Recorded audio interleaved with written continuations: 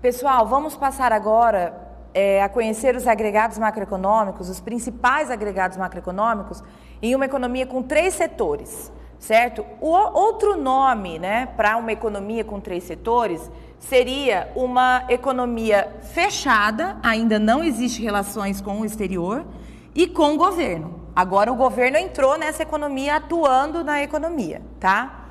Os agentes econômicos, então, são as famílias, as empresas e o governo. Vejam que não existem relações com o exterior ainda, porque a economia só tem 3 setores, tá?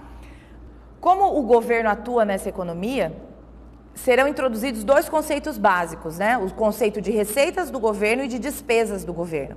Receitas por quê? Receitas do governo porque o governo arrecada dinheiro de nós, né? Dos cidadãos, dos contribuintes. Como que ele arrecada dinheiro da gente?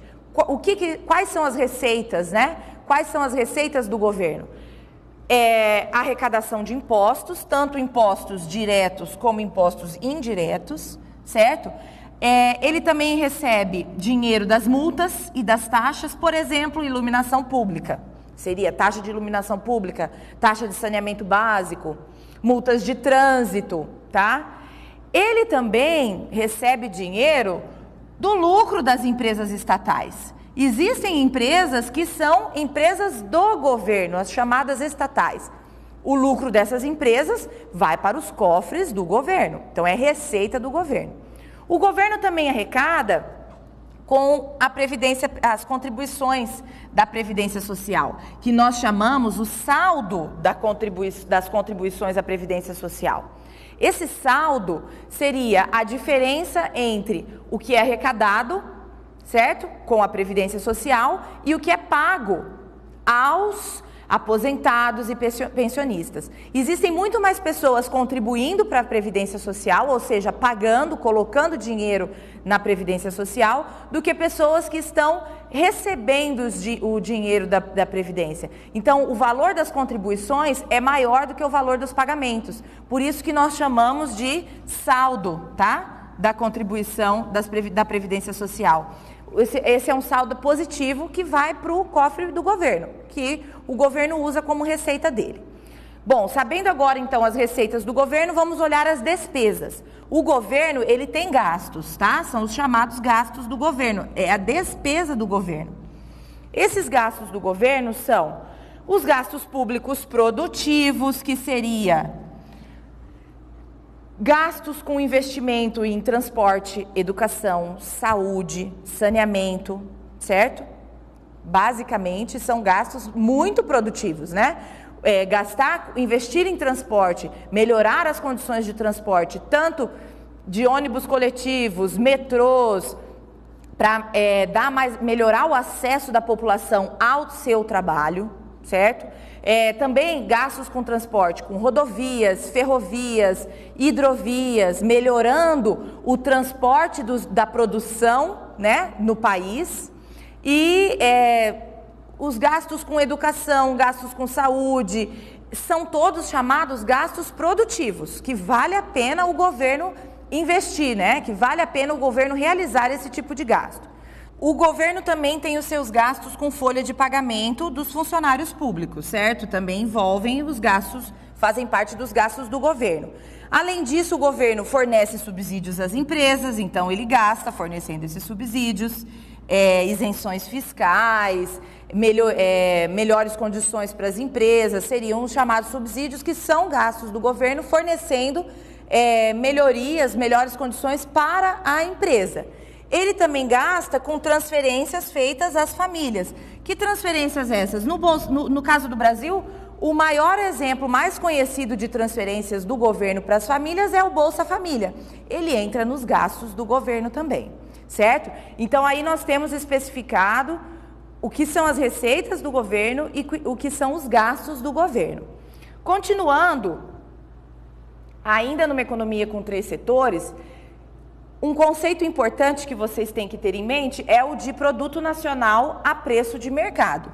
Acompanhando lá no guia de estudos, o conceito básico do produto nacional a preço de mercado é que ele é o preço do produto negociado no mercado.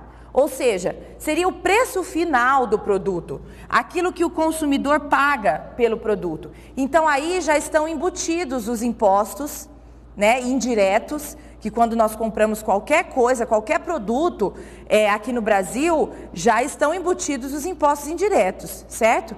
Então, o produto nacional a preço de mercado, nele está embutido os impostos, já está embutido os impostos indiretos.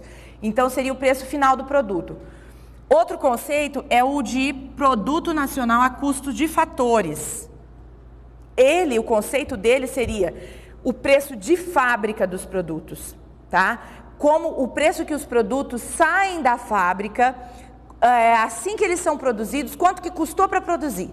Seria o preço de fábrica dos produtos. Não foi ainda embutido, não foram acrescidos os impostos e também não foram deduzidos os subsídios do preço.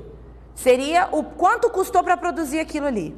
Quanto custou para produzir um carro? Esse é o produto nacional a custo de fatores, tá? O preço de quanto custou para produzir cada produto, sem levar em consideração, sem embutir nesse preço os impostos indiretos, tá? Outro conceito, o de renda pessoal disponível. Agora que a população paga impostos, pessoal, sobra menos renda, não é? Com a introdução do governo, a população paga menos impostos. Então, a renda se chama renda pessoal disponível. Por que disponível? O que sobra da renda dos cidadãos depois que eles pagaram os impostos. Então, renda pessoal disponível é o total da renda que sobra aos indivíduos depois que esses pagam os impostos, tanto os impostos diretos, né? As multas, as taxas, seria a renda pessoal disponível. Bom, continuando, nós temos mais conceitos aqui. Com a introdução do governo, a despesa agregada, ela muda, tá? O conceito da despesa agregada muda um pouco. Porque agora a despesa agregada representa o total dos gastos de todos os agentes econômicos do país, mas agora quem são os agentes econômicos? São os consumidores, as empresas e o governo, utilizando as suas rendas obtidas graças à geração do produto agregado. A equação da despesa agregada agora muda um pouco. Como que a gente pode definir essa equação? Essa equação vai ser formada pela soma das despesas das famílias com consumo, das despesas das empresas com investimento e das despesas do governo, que nós chamamos de gastos do governo, certo? Essa é a despesa agregada de uma economia com 3 setores, tá? Vejam que mudou o conceito de despesa agregada. Agora a gente incluiu mais um tipo de despesa, que é a despesa do governo também, né? Junto na economia, atuando junto na economia. Bom, pessoal, eu vou fazer uma pausa aqui e nós voltamos daqui a pouquinho com a economia aberta e com o governo, ou seja, uma economia com 4 setores.